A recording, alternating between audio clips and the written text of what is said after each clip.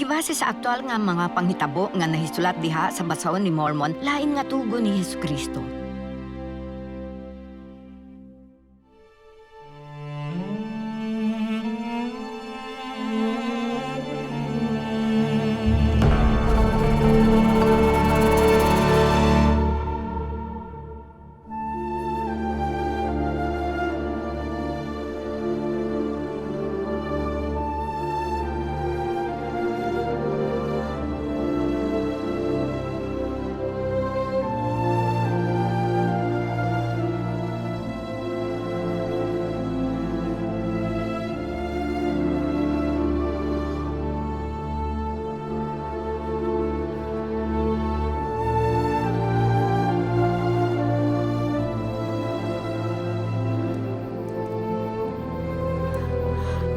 Akong reyna, duha na kaadlaw ug duha ka gabi.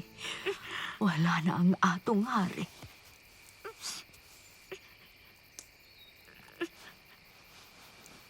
Ma, kinahanglan ibutang siya sa lubnganan. Akong reyna, si Amon usa ka propeta sa balaan nga Dios. Ug siya may gahom sa paghimo og daghang kamhanan nga buhat sa iyang ngalan. Abis, paarya siya kanako.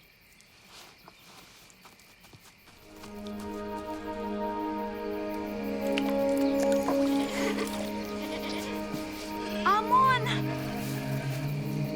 Ang reyna, mitawag ka nimo.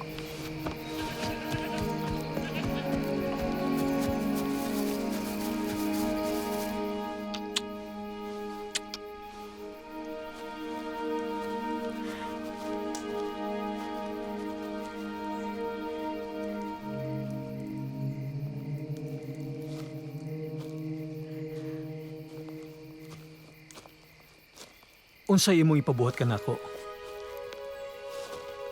Gipahibalo ako nga ikaw propeta sa balaan nga Diyos. Kung mao ako, manginaot nga ikaw musulod ug mutanaw sa akong bana. Kaya ang uban miingon nga siya dili patay. Apan ang uban miingon nga siya patay ug nga siya nabaho. Ug nga siya angay na nga ibutang sa lubnganan. Apan alang kanako. Siya dili baho.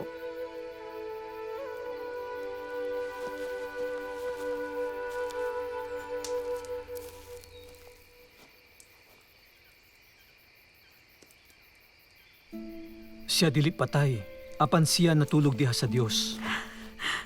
O pagkaugma siya mobangon. Busa ayaw siya og ilubong. Mutuo ba ikaw ni ini? Ako walay mga saksi gawas sa imong pulong ug ang pulong sa among mga sulugoon. Bisan pa, ni ana ako mutuo nga kini mahimo sumala sa imong gisulti. Bulahan ikaw tungod sa imong dako kaayong pagtuo. Walay ingon ni ini kadako nga pagtuo taliwala sa tanan nga katawhan sa mga Nephite.